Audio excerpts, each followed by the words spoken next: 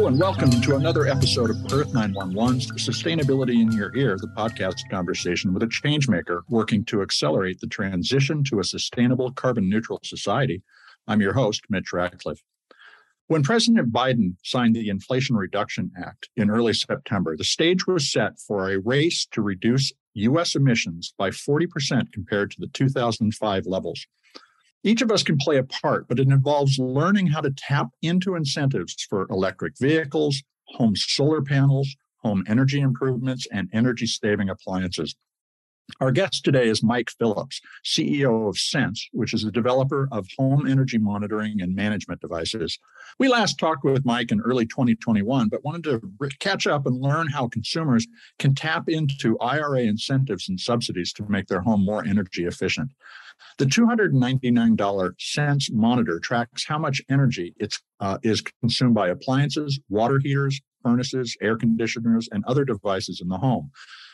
When we last talked with Mike, Sense had just added the Flex, a version of the sensor that tracks generator output and specific circuits in the home, and they've added a device for tracking solar panel output. Like the Sense devices that focus on specialized uses, planning to reduce your energy carbon footprint requires thinking about your needs, understanding your local utilities incentive programs, and the potential tax credits for energy-efficient appliances and EVs unlocked by the Inflation Reduction Act. You can learn more about Sense at sense.com. That's sense.com. Welcome back to the show, Mike. How are you doing today? Great. Great to be back with you. Well, a pleasure to do so. I wanted to start off with a very general question.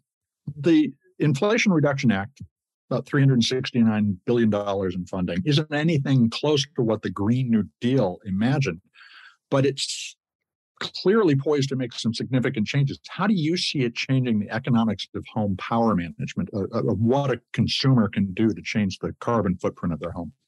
So look, we've already been on a very good path of, utilities are looking to decarbonize. There's the overall kind of view among consumers and others is just the need to get homes to be more efficient, more electrified. So all the trends have been in the right direction that we've been plugged into.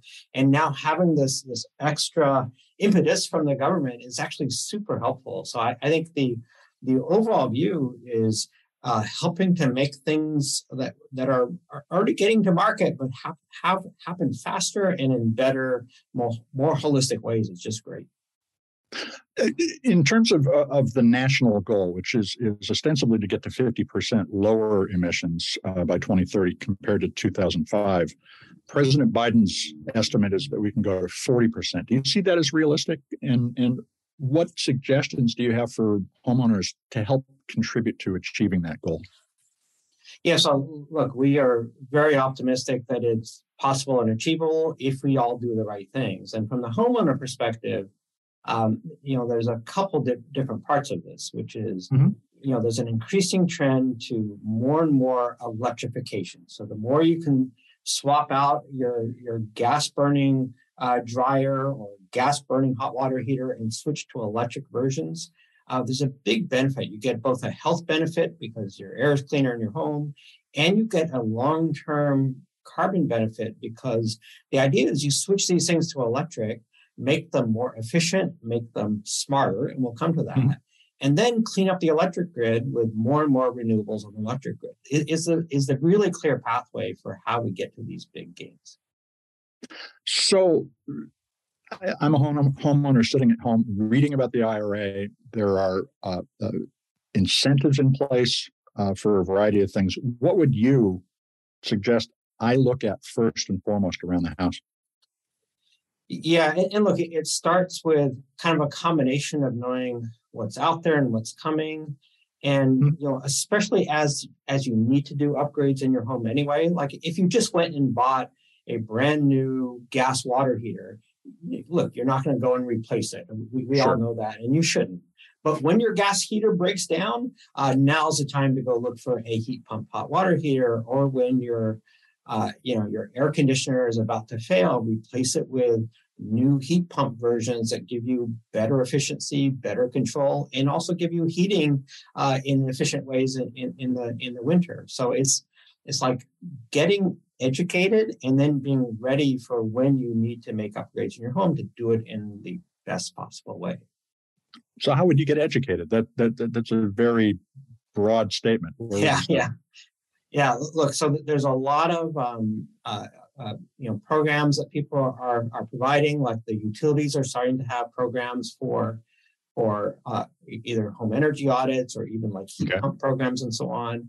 And a lot of community groups. Like in my town, we have a group of people that are focused on climate, and they're a great resource. I think a few Saturdays ago, there was a meet and greet and learn all about EVs and heat pumps. It's that kind of thing that people can start to learn about and get involved in, because there are real solutions out there that are super helpful. So effectively, get involved with your community. Your community will give you the information you need. That's interesting. How much does Sense have a sense of how much waste is going on, electric waste is going on in the home, or power waste is going on in the home? Yeah, it is pretty significant. It varies by home. I mean, let me give you a couple of stats. Like one thing we know from both our data and national data is like 23% of electricity use in residential goes to things that you think are off. And some of them are needed. Things like your radon fan. We call it the vampire load or the always on load. Things. Right. Some of them you need, like your radon fan. Some you need and you can't really do anything about, like your set-top box, and that should be an industry thing. But others, like the old plasma TV that's in the basement, or the treadmill that you're not using as much as you should. Some of these things are using power while you think they're off, and all those combined, a lot of them are small, but all those combined come up to 23% of all residential energy use. And it's not just that. There's another category we talk about all the time. We're just calling energy hogs, which is kind of random things in your home that if you know how much power it's using, you would go do something about it. Things like the dehumidifier that's using 30% of your power, or the heating coils for your roof that you left on in the summer when they were really meant there to melt the ice in the winter. So there's not a single version of that, but in every home, there's usually 2 or 3 things like that and this is where our role is, to try to provide people visibility and help them track those things down. Well, tell us about the Sense phone app, because that really, to me, is the portal to insight into how you're using the energy in the home. Can it identify something that is an energy hog, for instance? Yes, certainly with interaction with users. Let me just back up. So, sure. Most people want to be able to manage their energy and save money in their homes, or just avoiding being wasteful. But it's really hard for electricity, right? If you had water leaking in your basement, you'd know about it and you'd go do something about it. But it's really hard to know where electricity or energy use is going in your home. And things like lighting, that's the first thing everyone thinks about. But it turns out if you have modern lights, LED lights, and CFL lights, that's no longer an issue. So giving people visibility to where the real issues are, it has been what our goal is. And we do it with a little consumer product. It goes inside the electrical panel, measures the power in a super detailed way, and then uses this really crazy high resolution data to figure out that the microwave just turned on and the toaster is on using this amount of power. And we do it all based on energy signatures of those things. So instead of having to go and put a measurement on these different devices, we measure the power, like I say, in this very detailed way, and use that to help consumers know where energy is being used in their homes, all in a mobile app that they can use. So the energy signature, that's interesting. I hadn't really thought about the fact that the blender and a microwave would have a different electric footprint or fingerprint.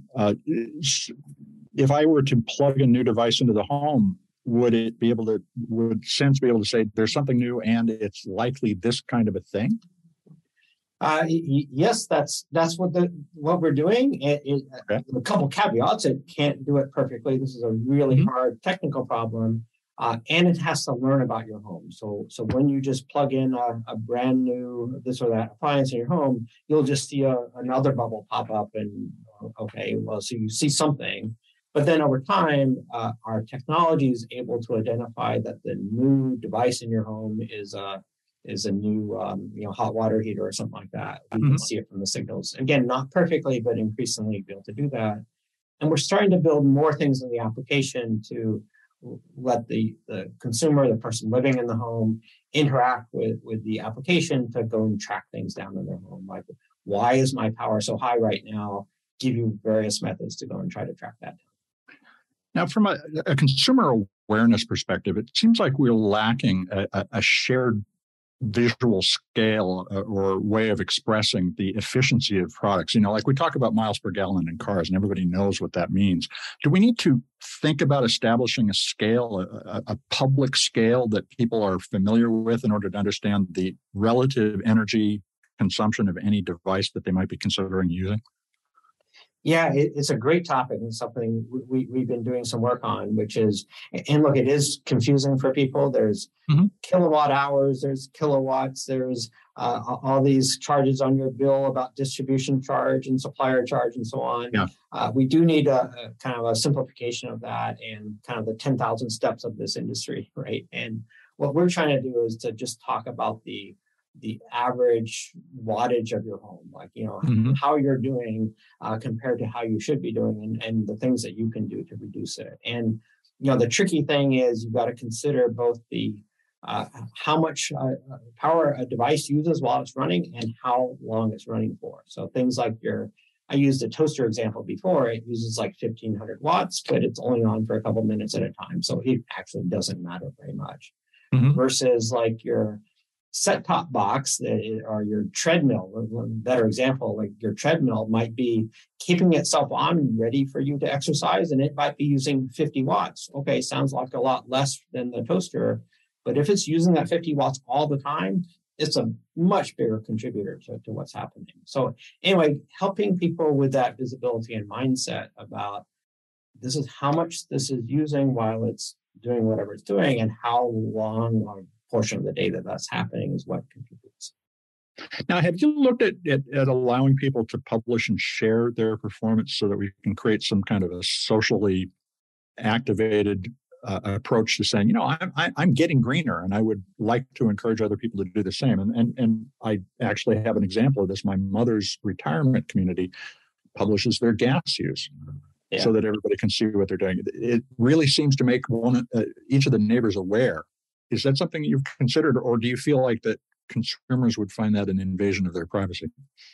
Well, look, certainly important to be super careful about consumer privacy. So, we don't share data without consumers' permission and buy-in. So, that's a really important thing. But to the extent that people want to share how their house is doing and where they've seen gains, that's absolutely makes a lot of sense. We do have a bit of a community already, but it's kind of the tech early adopters. What we're really interested in, and we should talk about more as we're talking here, is how this gets rolled out into everyone's homes. And it can, and I think as this becomes more broad-based, rolling out into everyone's homes, so there are utility meters, which is the path, how do we then set up within communities where everyone has this kind of capability where they can see in detail, gets good data about their home. How do we share the information back and forth and learnings about how to make your home better from an energy perspective? Well, I read that in addition to the funding that you recently raised, you're going to help distribute 107 million Revolo grid sensing power meters. Are those a key to surfacing that kind of information that you were just talking about? Yeah, and first of all, the number is 1.7 million. I'm sorry. Yeah. 107 is an awfully large number. So someday, perhaps, but for now, the number we're talking about is 1.7 million have been committed so far. But let me just step back. The product that we've had in market is a consumer retrofit product. So people buy our little orange box, we call it. They can buy it from Amazon. They can buy it from our website. They get it installed on their own in their panel. So that's fine. That's a very good thing. We also work with Schneider Electric, who's building this into future electrical panels. So that's also how this gets into new construction and so on. But the real big opportunity, and I think also gets unlocked by this new direction from utilities and IRA funding, Inflation Reduction Act funding, is this sort of capability should be built into what you're already getting from your utility, which is these smart meters. And, there's a lot of controversy that's been around about smart meters where they haven't provided a lot of consumer benefit in the past, right. But there's no reason they can't. Just like smartphones now can run all sorts of applications like Google Maps and all these other things that people use in their daily lives. Meters should start to be able to have this kind of consumer benefits by having enough access to data and applications so that just with the meter on your house, you can now see in real time how much energy your treadmill is using. Is that kind of thing that we're bringing to market through this partnership we have with one of the utility meter makers named Landis & Gyr, and that's that Revolo meter you just mentioned. That is coming to market. And we also think that lets us go beyond just the early adopters who are willing to buy one of these and put it in their electrical panel to the broad base of consumers. And we think actually a lot of opportunities will be there then for people that have where energy consumption is a bigger part of their monthly bill and our monthly budget, and they really want to do something about it. So we want to help enable this broader set of consumers to get the benefits. Fascinating. I want to take a quick commercial break. We're going to be right back to continue the conversation with Mike Phillips. We're back to continue the conversation with Mike Phillips, CEO of Sense, a maker of electric usage management and monitoring devices. So, Mike, tell me a little more about the Revolo grid sensing capability. Does this suggest that consumers will also have access to information about when energy is less expensive because of the load on the grid? Yeah, so one thing that utilities are doing is helping encourage consumers to use energy at times that the energy is more plentiful and less of a strain on the grid, and that's done through a variety of things like time of use rates or special programs for EVs and so on. Mm-hmm. So providing kind of a real-time view for consumers around what is the energy cost right now and how can I shift my usage to find better times to charge my car or run my dishwasher or whatnot is one of the benefits we're providing. Do you see already some change in the pattern of usage? Is there a different peak time now that folks are beginning to charge EVs, for instance, which have a very heavy energy requirement? Yeah, so look, this overall topic about as there's more and more electrification, as we were talking about EVs, heat pumps, and so on, and more renewables on the grid, is just becoming increasingly important to better match the time of when energy gets used to when there's plentiful solar and wind resources available and when the peak demand on the grid is the least. So people are already getting aware of that. And people are already on their own shifting their time of charging cars and so on. But look, over time, we think that there should just be, the consumer would be using an application that says, look, I don't care when my car gets charged, just make sure it goes far enough tomorrow. Right. So you get home, you plug it in, and instead of charging right now, just make sure it goes far enough tomorrow. That's where the long-term big opportunities are in our view. So how does Sense play in that environment? Do you become the interface that allows that kind of smart management of when devices are using energy? Yeah, because we are kind of centrally located in the home, either in this consumer product or built into meters. We have a complete picture of energy use in the home. We know when you plugged in an EV. We know that you have this or that type of device. So we become in a good position to help consumers and utilities manage when energy gets used. And it's partly based on solar usage and supply and so on, but it's also based on just the resilience and strain on the grid. If everyone gets home in a given neighborhood and plugs in their cars at the same time, the utility would have to spend a lot of money to upgrade the infrastructure, and right. Pay that money, by the way.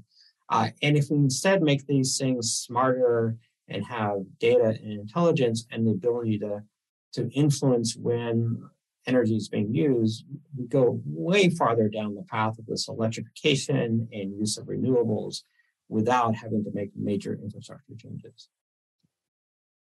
Now, when you look at the Inflation Reduction Act and things like the $4.5 billion that they've allocated to drive subsidies for efficient appliances, how has the consumer's range of choices in terms of their ability to reduce their footprint changed over the last 6 months as a result of the bill? Are we about to enter a golden age of appliance shopping? Yeah, I mean, some things where we already know where the benefits are, things like heating your home with a heat pump instead of a gas furnace or an oil furnace in your basement. There's a lot of benefits there, and the money going into the Inflation Reduction Act will help make those very economically advantageous for the consumer. So you get the triple win of not only making your home healthier because you're not burning stuff in your home, helping with climate because these are lower carbon approaches, but you'll get an economic advantage with these new incentives for replacing your furnace with a heat pump or your dryer with a heat pump dryer and so on. And again, it's probably not the case that everyone who just bought a brand new version of these should go out and rip it out and put in a new one. But being aware of the programs so that when you need to do an upgrade, you're in a good shape to do the right one. And these incentives are going to be in place for at least a decade in some cases. Does this really create a new impetus for efficient appliance design? Do you see a conversation going on in the industry about the fact that there's a new set of expectations? Yeah, absolutely. I mean, I keep using this example of heat pumps, but it's a really good one, which is, the thing that some of your listeners may not know, and probably many of them do, is like an air conditioner, like already, transfers heat in one direction or the other, right? It's not that hard to turn it into a heat pump that can either heat or cool. So instead of buying an air conditioner that just does air conditioning, you can now get these ductless mini splits that do both air conditioning and heating. And the incremental cost of adding the heating part is fairly low, but it hasn't been happening in the market as fast as it could. But now with this clarity around the new directions on this from the Inflation Reduction Act and other incentives, I think it's going to move the entire industry to let's stop just building air conditioners that are just air conditioners. Let's make sure we shift them to heat pumps so that as people are making replacements, they do it with this newer technology. I mean, the underlying thing that I didn't mention, but it's an important point to know is most of the time people wait until their appliance fails and then they have an emergency to fix it right away. So when it's an emergency, you will just find the least cost way to fix this as soon as you can versus spending a little bit of time if you know that these incentives are in place and there's have a plan for what to do when you need to replace your air conditioner or your dryer or your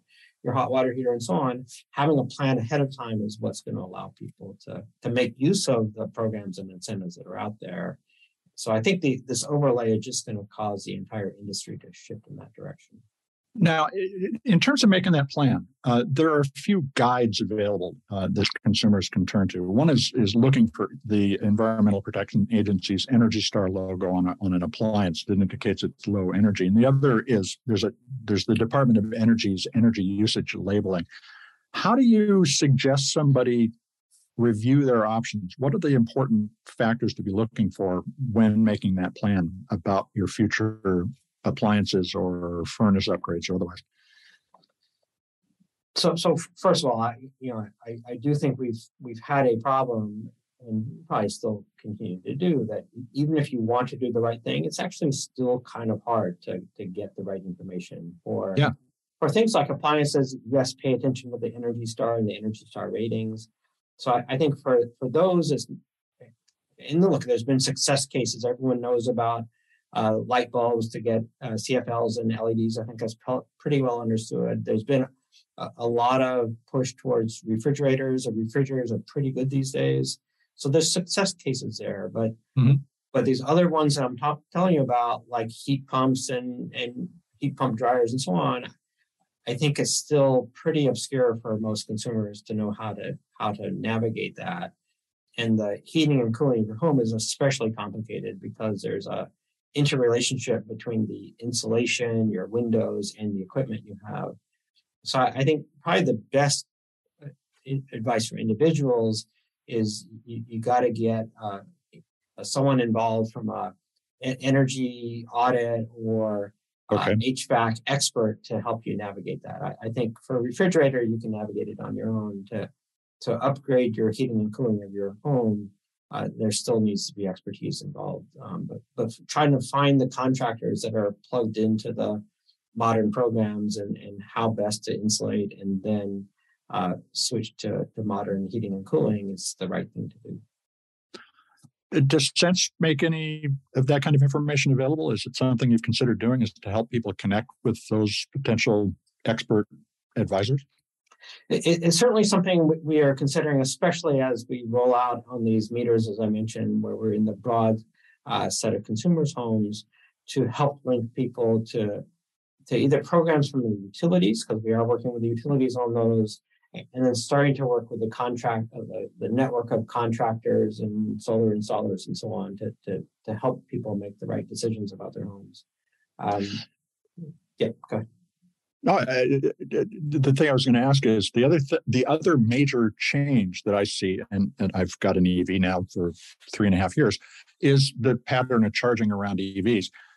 But I wanted to ask an IRA-related question. One of the elements of the IRA was an emphasis on American-made EVs. It's where it's the most explicit in the law in terms of we're going to give you subsidies if this car is manufactured in the United States. Do you think that that's what we need to be emphasizing right now, or should we simply be trying to drive the adoption of EVs regardless of where they're manufactured? Well, look, obviously there's multiple factors as you mentioned.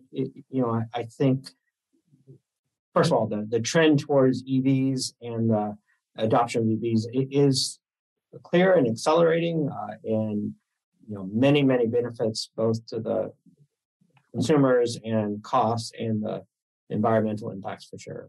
Putting in the overlay of American made is another important part, and it's somewhat interrelated, but not directly. But I think that the industry is going to respond in positive, good ways to give us both the access and the efficiency that we need from the EV world, while navigating the other constraints. And the other element of EV charging is the concern that you won't be able to charge your car when you're away from home. Although the Department of Transportation, the week that we're talking, just approved its 75,000 miles of highway coverage plan for EV charging.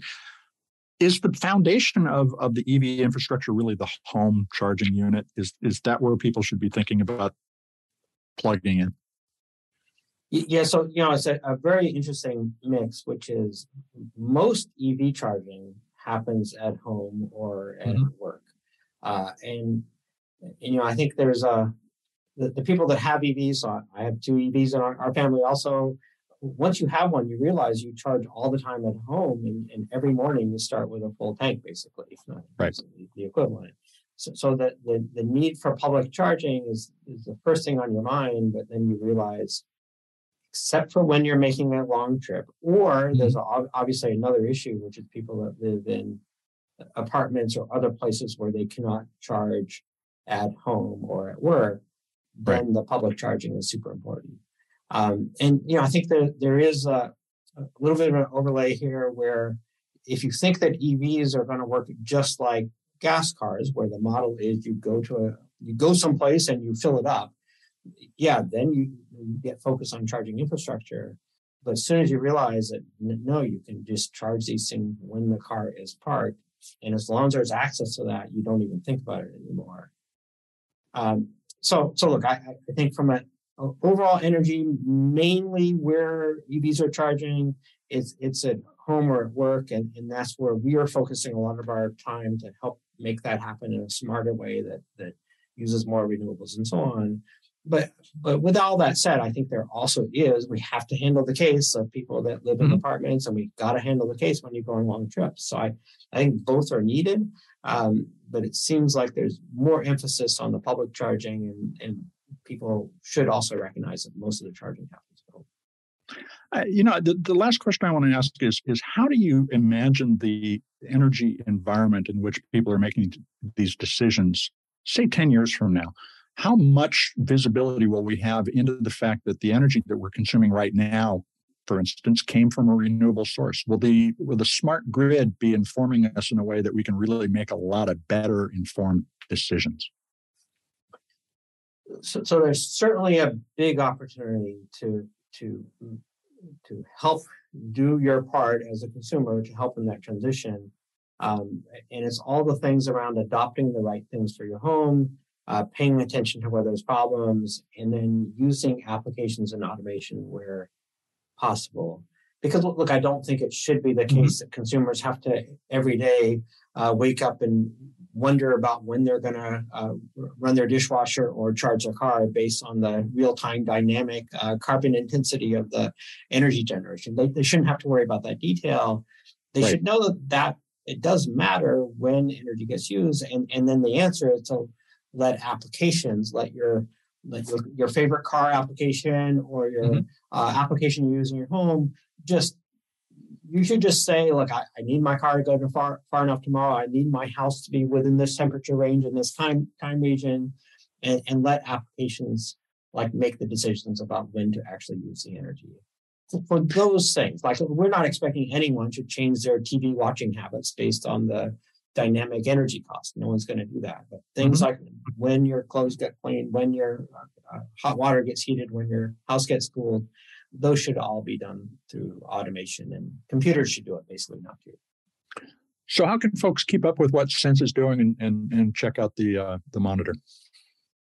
Yep. So we have an active website at sense.com. We're on Twitter and other social, and also our products are available throughout. And ask your utilities when they're going to have meters that run things like Sense software is certainly the long-term direction for when this is happening.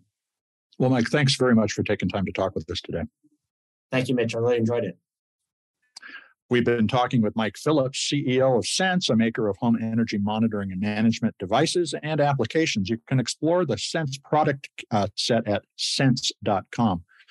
The scenario Mike described at the end of the conversation, it's an environment in which your smart home manages when power is pulled from the grid to power your home, requires several steps to realize in real life, including the addition of smart energy meters, the integration of home monitoring within the home to understand our energy use, a process that's also going to involve sharing personal data, which needs to be well regulated to avoid our loss of privacy, as well as the development of a visual feedback system, a basic set of ways of expressing efficiency that helps us understand how we use energy and how we can save. The Inflation Reduction Act can be a catalyst for accelerated adoption of smart home and energy-efficient technologies, but we need to translate the IRA's goals into our own plans for migrating from fossil fuel-powered appliances to electric alternatives. You can start your planning by checking your utilities' websites to see what local incentives are available. I hope you take a minute to share this show and many of the hundreds of other interviews that we've done with your friends, family, coworkers. Let's get these ideas out there. You can be the amplifier that spreads more ideas so we create less waste. Sustainability in Your Ear is available on Apple Podcasts, Spotify, iHeartRadio, Audible, and other fine purveyors of podcast goodness. Just tell your friends where to find us and let them do the rest. I'm Mitch Ratcliffe. We'll be back with another innovator interview soon. In the meantime, folks, take care of yourself, take care of one another, and let's all take care of this beautiful planet of ours. Have a green day.